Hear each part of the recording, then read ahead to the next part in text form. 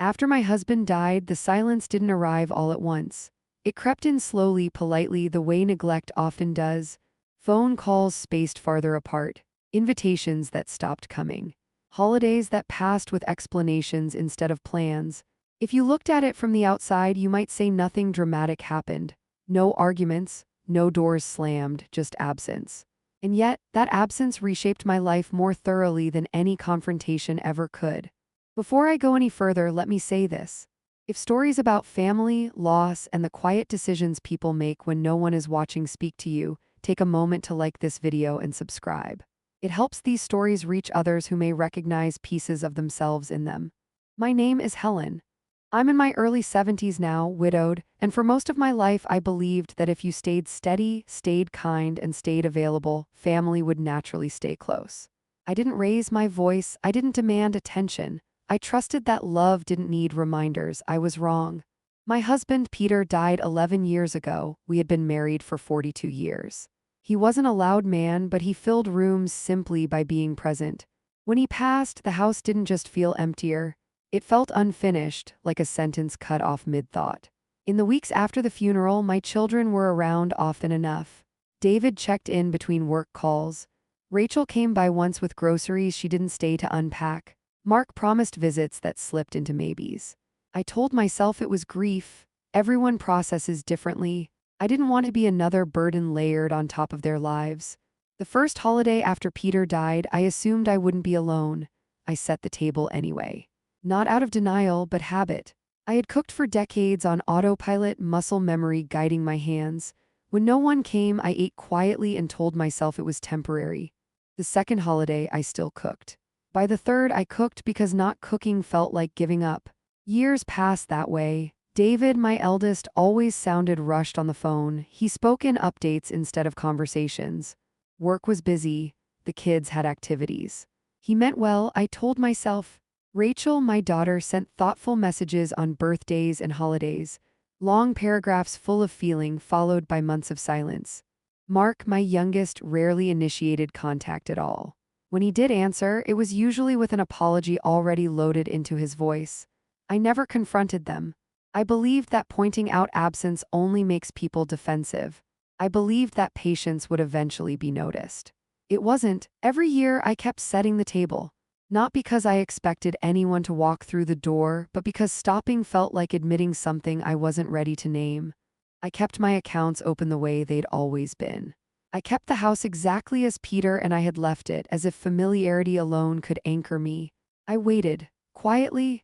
For 10 years, what no one saw was how small that waiting made my life. I planned my days around being available. I hesitated to travel. I didn't change my number. I stayed where I was because leaving felt like erasing the possibility that someone might finally show up. Waiting became a form of loyalty, even when it wasn't returned. The moment that changed, everything wasn't loud. It didn't come with an argument or a final straw anyone else would recognize. It came on an ordinary afternoon, standing in my kitchen, looking at a calendar filled with reminders for people who no longer scheduled time for me. I realized I wasn't grieving Peter anymore. I was grieving the version of my family I kept pretending still existed. That was the day I stopped waiting. I didn't announce it. I didn't warn anyone. I didn't do it out of anger. I did it because I finally understood that staying visible to people who choose not to see you slowly teaches you to disappear anyway. I wanted to leave on my own terms, not fade out quietly while pretending everything was fine. There were things my children never paid attention to because they never needed to.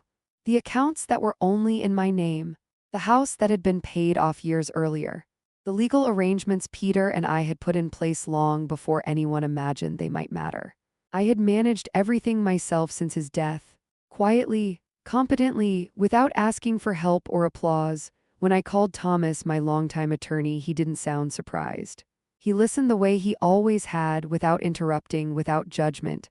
I told him I wanted to make changes, not impulsive ones, intentional ones. He asked me one question. "Are you certain?" I was. Certainty feels different from emotion. It's calm, clean. What I didn't know yet was how long it would take my family to notice my absence once it became real. How silence only becomes alarming when it disrupts expectations. and how people who stop looking for you as a person will eventually look for you as something else. At the time, I wasn't thinking about that.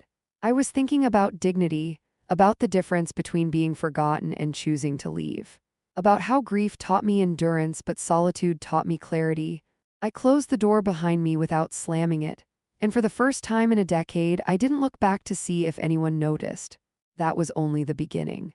For a long time after Peter died, I told myself that silence was just a season, that families like weather have cycles. You endure the cold ones because you believe warmth will return. That belief kept me still far longer than it should have. After the decision settled inside me, the quiet one, the irreversible one, I didn't act immediately. That's something people misunderstand. Decisions like this don't erupt. They crystallize. They wait until you're calm enough to carry them without shaking. I continued my routines, but I watched them differently now, like someone studying a life they were about to leave. I noticed how rarely my phone rang without me initiating it. How David's calls came with an agenda, quick check-ins squeezed between meetings.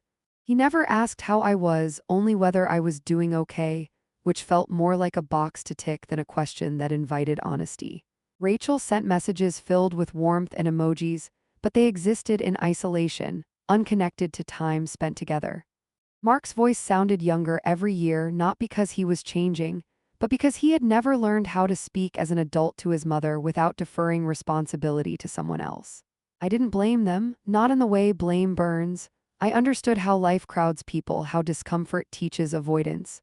But understanding doesn't erase impact. It doesn't make absence feel less heavy when it stretches over years instead of weeks. I kept the house immaculate, not because anyone visited, but because disorder felt like surrender. Every room held a version of me they no longer knew, holiday linens folded carefully, guest towels untouched, extra chairs stacked neatly in the basement. I had preserved space for people who no longer needed it. That realization hurt more than being alone ever had. There was a particular afternoon that stays with me. It was early autumn, the kind of day Peter used to love. Cool air, clear light. I had just returned from the grocery store when I slipped on the front step. Nothing dramatic, no broken bones, no ambulance, but I sat there longer than necessary, waiting to see if anyone would notice I hadn't come inside. No one did. I got up on my own, brushed off my coat, and went inside. That was when I understood how thoroughly I had been edited out of my children's daily awareness. I didn't tell them about the fall, or about the nights when the house felt too large and my thoughts too loud. I had learned that sharing vulnerability without presence only deepens loneliness. So I stopped offering pieces of myself that disappeared into silence. Instead, I began gathering information. Quietly, methodically, I reviewed documents Peter and I had signed years earlier, deeds, accounts, policies. I called Thomas once just to ask questions, not to announce anything, not yet. He answered the way he always did, measured and respectful. He didn't ask why. He simply explained options, timelines, consequences. I appreciated that. Clarity is a form of kindness. I also began noticing something else. For all their distance, my children had never questioned where help came from when they needed it. A tuition bill that mysteriously resolved. A short-term loan that didn't require repayment. An emergency expense covered quietly. I had done these things anonymously, not to control them, but to protect their pride. In doing so, I had made myself invisible even to myself. That realization was sobering. Love given without acknowledgement doesn't remain pure forever. Eventually, it teaches the giver that they are optional. I stopped intervening. Slowly, intentionally, I didn't announce it. I simply allowed natural consequences to exist. When Rachel mentioned stress about finances, I listened without offering solutions. When David complained about pressure at work, I didn't suggest ways to lighten his load. When Mark apologized for not visiting, I didn't reassure him that it was fine. Silence, I learned, can be a boundary as much as a wound. Months passed like that. The distance didn't alarm them. Why would it? They were used to me being there without being seen, but something inside me was changing. I began imagining a life that wasn't organized around proximity to people who no longer came. I imagined mornings without checking my phone first, evenings without waiting. The idea of leaving didn't feel like escape. It felt like alignment, like returning myself to myself. I started small. I gave away furniture I no longer needed, Donated clothes I kept just in case. I boxed up memories not to erase them but to carry only what still felt alive. Each item I let go of made the house feel less like a shrine and more like a place already half emptied. One afternoon, I stood in the doorway of the dining room and counted the chairs. 12. I hadn't needed more than one in years. That was when the thought surfaced fully formed: staying here no longer honored the life I had lived. It only preserved the life others had abandoned. I didn't feel anger. I felt resolve. When I called Thomas again, this time with direction instead of questions, he paused before responding. "You've thought this through," he said. It wasn't a question. I told him I wanted to simplify, consolidate.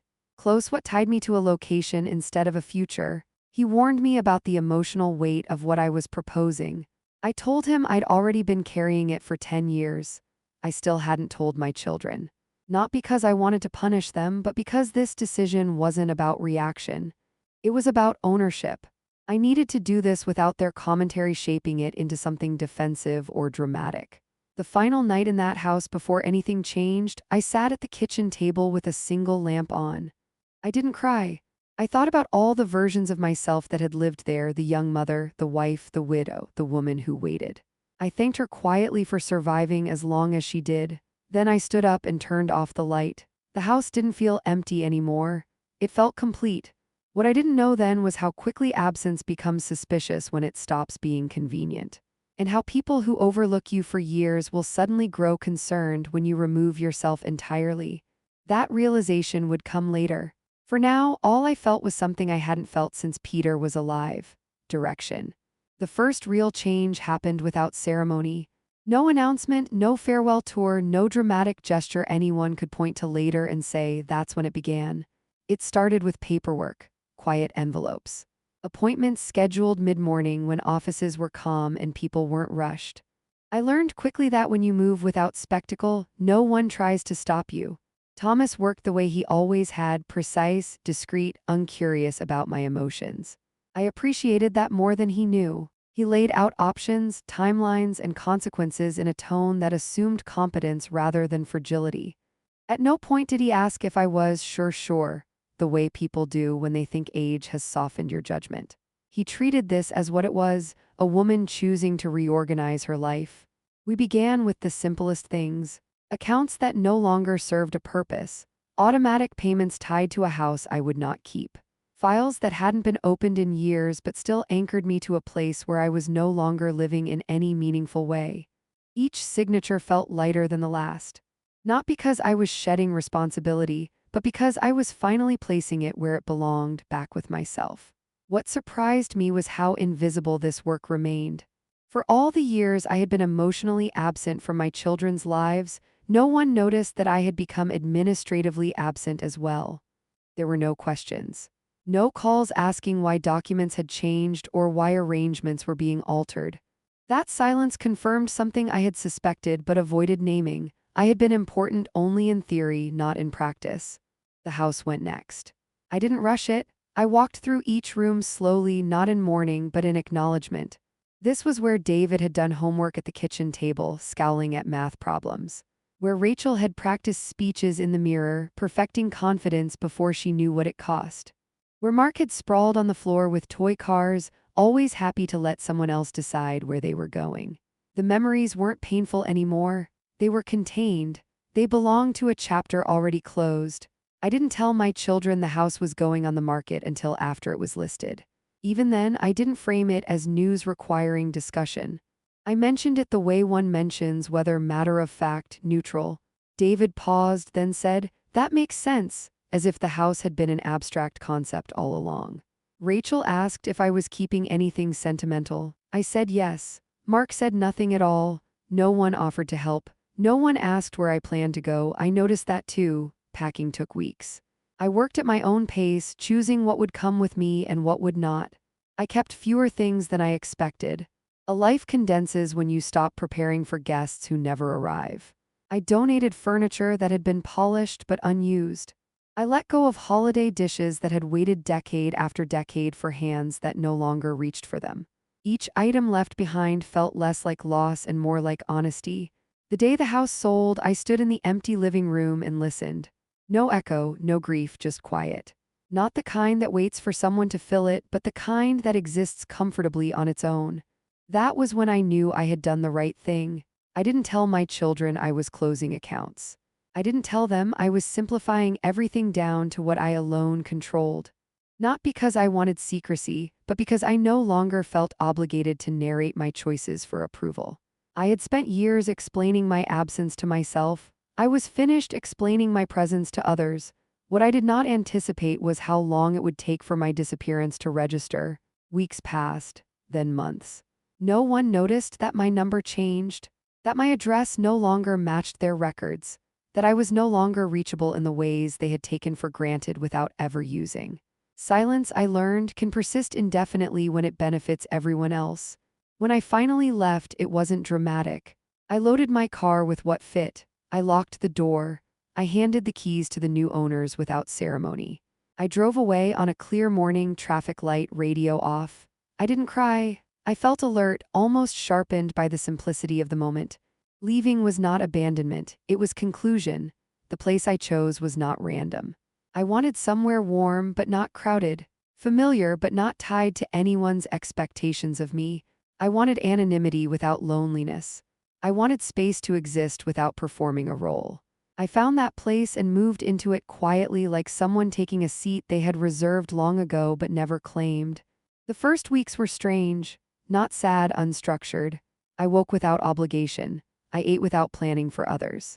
I spent entire afternoons without speaking to anyone and didn't feel the need to justify it.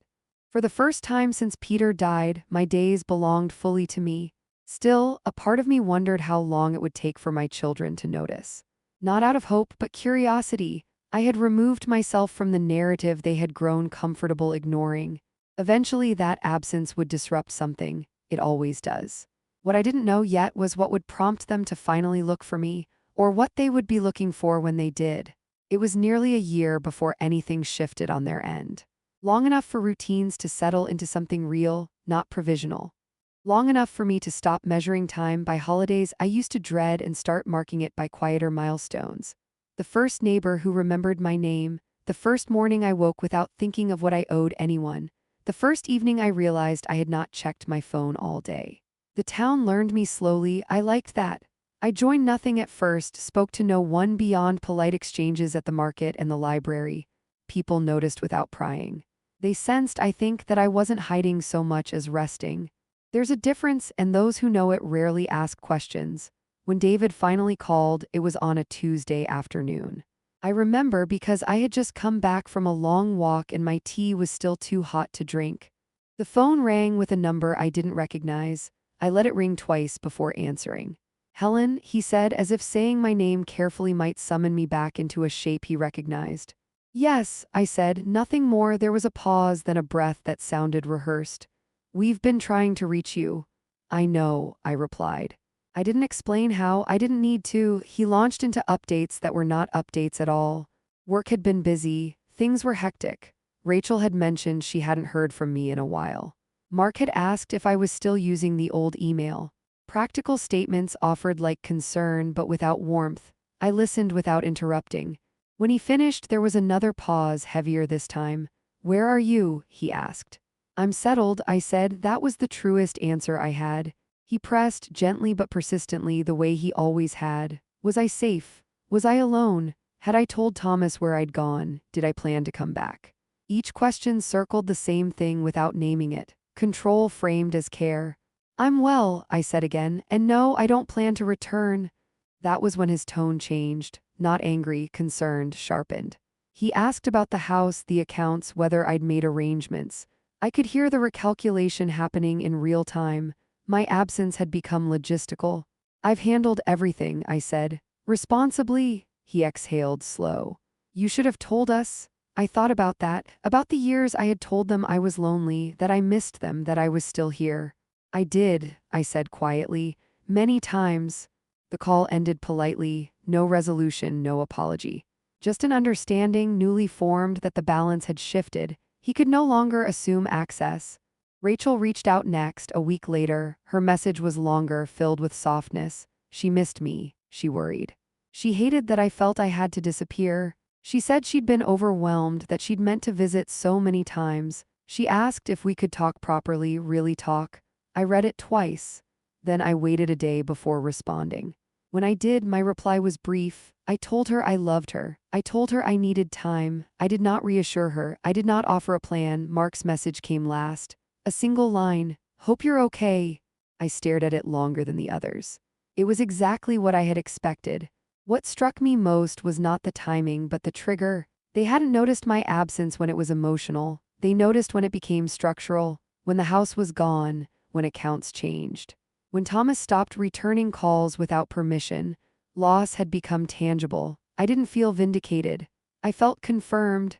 Emily visited that spring. She was older now, steadier, carrying herself with a confidence I hadn't seen before. She didn't ask why I left. She told me instead what she'd noticed growing up. How often I waited by the phone. How holidays felt tense even when they looked cheerful. How she'd learned early that adults could disappear from a room without leaving it. You seem lighter, she said one evening as we sat on the porch. Not happier exactly, just clearer. I am, I said, and I was. She didn't stay long, but she stayed fully while she was there. When she left, she hugged me without hesitation. That mattered more than explanations. After that, the calls came sporadically, sometimes logistical, sometimes emotional, sometimes edged with frustration. I answered when I wanted to. I ended conversations when they circled back to entitlement. I didn't argue, I didn't defend, I simply remained consistent. Distance, I learned, doesn't punish, it reveals. And what it revealed was this. My children were capable of reaching for me when they felt unsteady, but not when I was the one who needed holding. That knowledge no longer hurt. It informed. By the end of that year, I had built a life that didn't rely on anticipation. No waiting, no preparing for disappointment, just days that unfolded as they were. And when I thought about the woman I had been, setting tables, holding hope together with routine, I felt tenderness, not regret. She had done her best with what she believed love required. Now I knew better, and knowing better changed everything that came next. By the second year, the silence had changed shape. It was no longer sharp or accusatory. It had softened into something almost neutral, like weather you learn to dress for without complaint. I noticed it most in the small things, how I planned my days without leaving space for interruption, how I no longer checked the calendar to see if a holiday was approaching, how my phone could sit untouched for hours without stirring anxiety. David called less often after that first conversation. When he did, his tone carried a careful politeness, as if we were negotiating unfamiliar ground. He asked practical questions disguised as concern. Was I managing on my own? Had I updated my will? Did Thomas still represent me exclusively? I answered what I chose and left the rest unaddressed. He never asked how my days felt. He never asked if I was lonely. That omission told me more than any direct question could have. Rachel's contact came in waves. Periods of long messages filled with reflection and regret, followed by weeks of silence. She wanted reassurance without accountability, closeness without discomfort. I could hear the guilt in her words, but guilt is not the same as presence. I learned to respond kindly but briefly. I stopped trying to resolve feelings that were not mine to carry. Mark faded almost entirely. Once in a while, a short message would arrive, an update about work, a comment about the weather back home. No questions, no invitations. I realized then that neutrality, the thing he relied on to avoid conflict, was simply absence wearing a softer name. What surprised me most was how little anger I felt. I had expected it to arrive eventually, some delayed reckoning that would flood me with bitterness. But anger requires engagement, and I had disengaged. What replaced it was something steadier, acceptance perhaps, or clarity. The understanding that love offered without reciprocity eventually exhausts itself. Thomas checked in regularly, always measured, always respectful of my autonomy. He updated me on the necessary legal formalities, nothing more. When he asked if I wanted to revise anything, I said no. Everything was already aligned with my intentions. That alignment brought a quiet confidence. For the first time since my husband died, my life felt structurally sound, not dependent on goodwill that could be withdrawn without warning. It was Emily who shifted something deeper. She came to visit again, this time unannounced but welcome. She brought bread from a bakery she liked and stories from her life that didn't circle back to family politics. She spoke honestly without trying to protect anyone's image. She told me she had noticed patterns long before I had words for them, how holidays felt performative, how concern often arrived late once consequences were visible. "You didn't disappear," she said one afternoon as we walked along the water. "You stopped compensating?" The truth of that settled into me slowly. I had spent years smoothing over gaps, making myself smaller so others wouldn't feel the weight of their absence. When I stopped doing that, the gaps became visible. Not because I highlighted them, but because no one else filled them. That realization brought grief, but it was a clean grief. Not the endless ache of waiting, but the quiet sadness of letting go of an expectation that no longer fit reality. Late that year, David asked to meet. "Neutral ground," he said. "Somewhere convenient." I agreed, not out of obligation, but curiosity. We sat across from each other in a quiet cafe, the kind that encourages conversation without intimacy. He spoke first, carefully outlining how difficult the past year had been for everyone, how confusing my decision had felt, how sudden. I listened, then told him calmly that nothing about my choice had been sudden, that it had been accumulating for years, unnoticed because I had been reliable in my silence. I told him I wasn't angry, but I was done organizing my life around people who treated my presence as optional. He looked unsettled, not because he disagreed, but because the narrative he relied on no longer worked. He asked if there was a way forward. I said there was, but it required effort that couldn't be activated only when something was at stake. We parted without resolution. I didn't feel disappointed. After that, I stopped waiting for shifts. If they came, they would come on their own. My responsibility was no longer to maintain the possibility of reconciliation at my own expense. As winter approached, I settled deeper into my routines. I volunteered, I read, I cooked for myself without imagining an audience. The house reflected me now, not a version of myself shaped to accommodate others. And in that steadiness, I understood something I hadn't before. Distance does not end relationships. It simply removes the illusion. What remains is what was always there. I went to bed one night feeling neither resolved nor conflicted, just complete. The kind of completeness that doesn't need witnesses. And I knew, without doubt, that whatever came next would meet me on my own terms. The call came on an ordinary afternoon, the kind that carries no warning. I had just returned from the market, bags still on the counter, when my phone rang. David's name appeared on the screen, and for a moment I considered letting it go to voicemail. Not out of avoidance, but because I had learned that urgency on someone else's terms often disguises itself as necessity. Still, I answered. His voice was strained, clipped in the way people speak when they are trying to sound composed but have already decided the conversation will not go the way they want.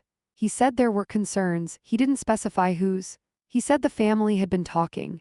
He paused there as if the word family still carried leverage. Then he asked where I was living now, who I was seeing regularly, and whether I was still managing things on my own. I listened without interruption. When he finished, I told him calmly that I was well, that my affairs were in order, and that Thomas remained my attorney by choice, not necessity.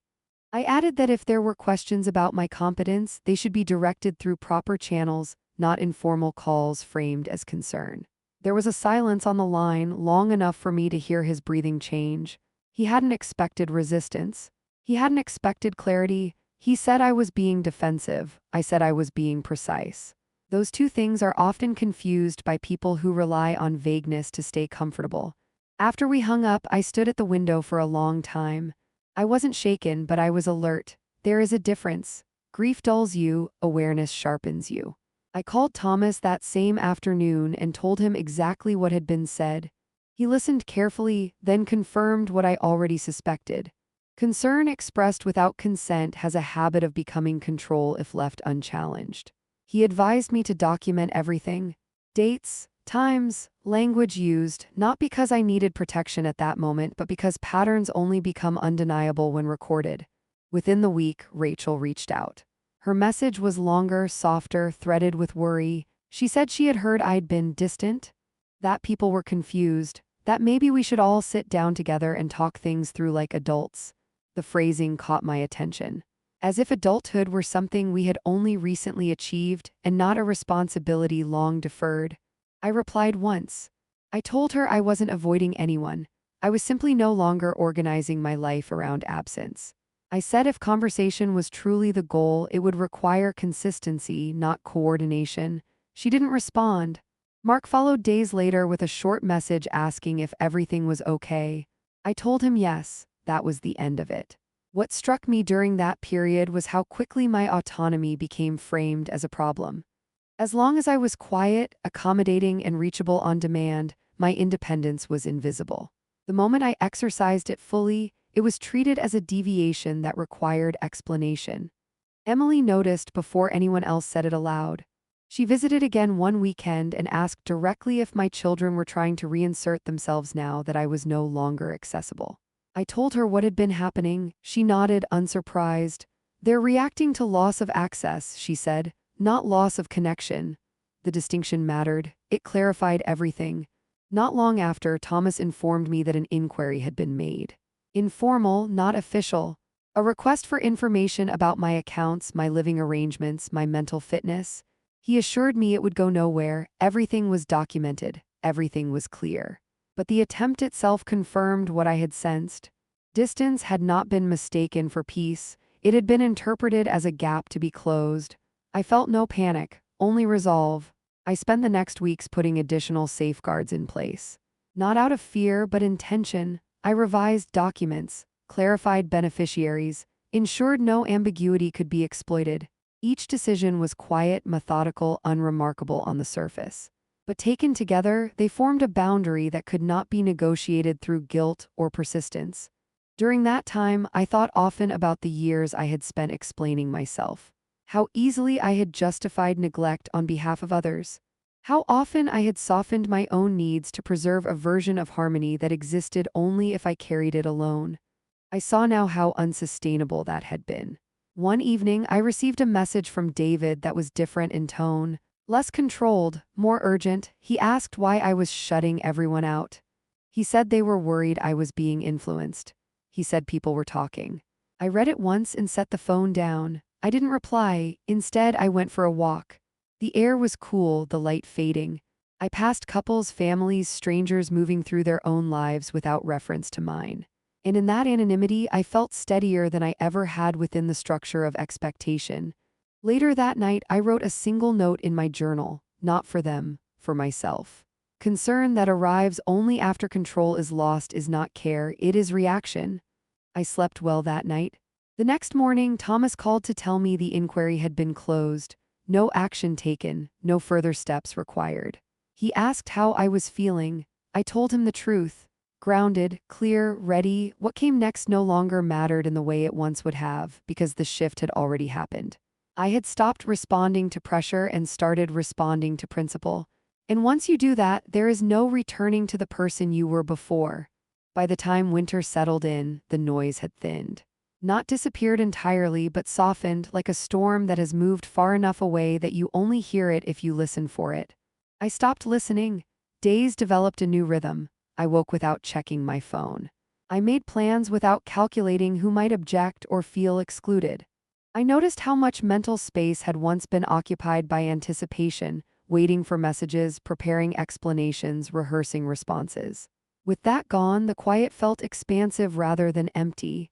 Emily visited more often during that stretch, not out of obligation but ease. She never asked me to justify my choices. She observed them. One afternoon, as we sat at the kitchen table sorting through old photographs, she paused on an image of me from years ago, standing beside her grandfather, my hand resting lightly on his arm. "You look smaller there," she said gently, "not physically, just contained." I understood what she meant. Grief had made me careful. Family expectation had made me quieter than necessary. Somewhere along the way, I had mistaken endurance for virtue. Around that time, Rachel sent a letter, an actual letter, handwritten, deliberate. She wrote about missing me, about feeling ashamed, about not knowing how to bridge the distance now that it had grown so wide. She didn't ask for anything directly. She didn't apologize either. The letter hovered in that familiar space, close enough to accountability to sound sincere, far enough away to remain safe.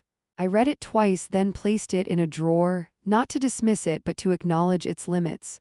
Words without follow-through had been offered before. I no longer accepted them as currency. Mark sent a holiday card. David sent nothing. What surprised me was not the unevenness of their responses, but how little it unsettled me. I had expected a resurgence of old feelings, sadness, longing, second-guessing. Instead, I felt a calm recognition. Each of them was responding from the same place they always had. I was simply no longer compensating for it.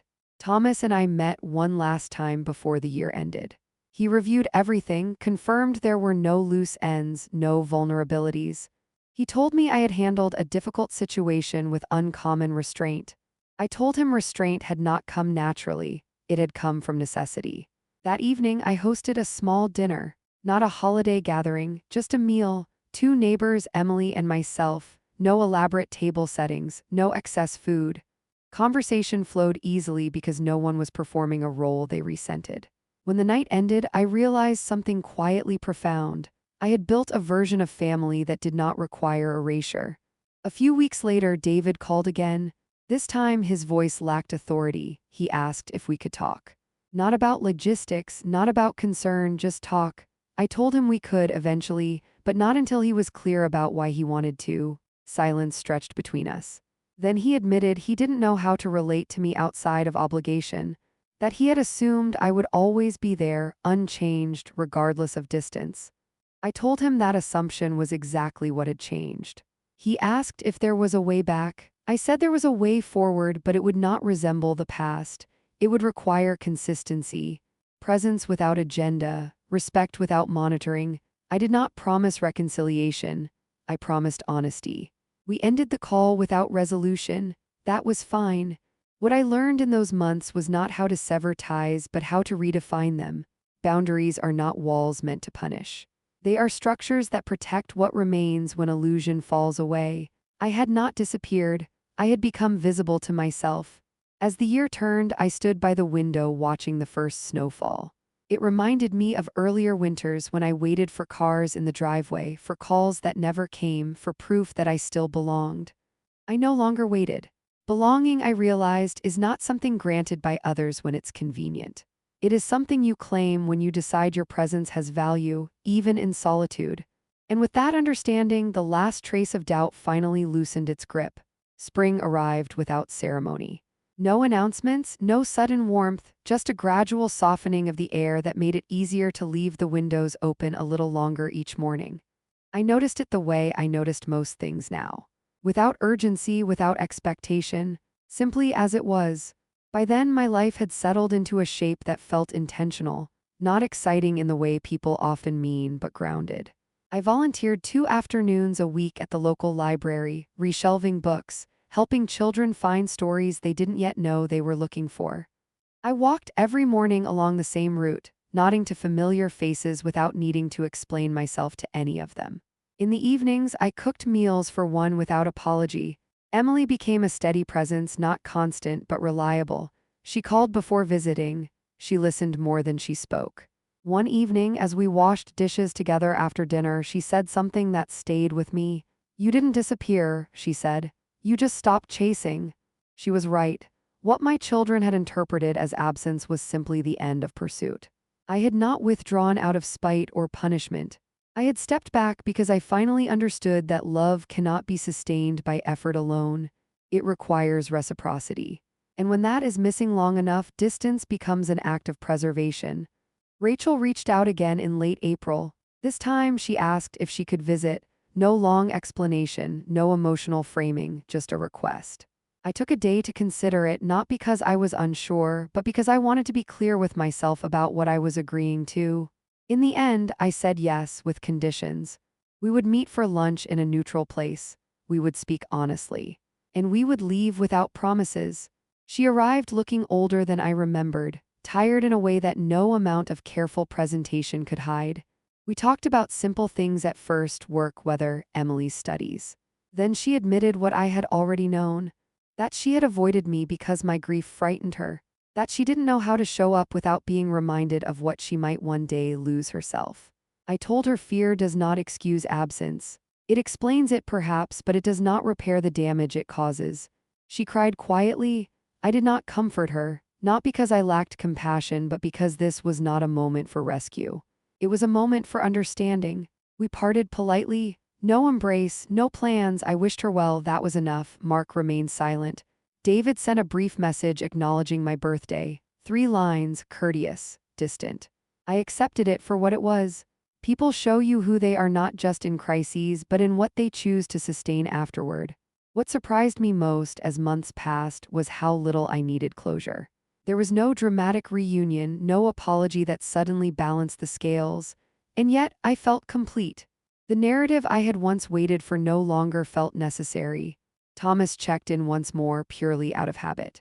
He told me everything remained secure, that no one had contested anything, that my decisions had held. I thanked him and realized that chapter 2 had closed, not with tension but with quiet finality. One evening, I sat alone on the porch as the sun dipped behind the trees, casting long shadows across the yard. I thought about the woman I had been after my husband died, how much of herself she had given away trying to keep others close. How often she had mistaken patience for loyalty.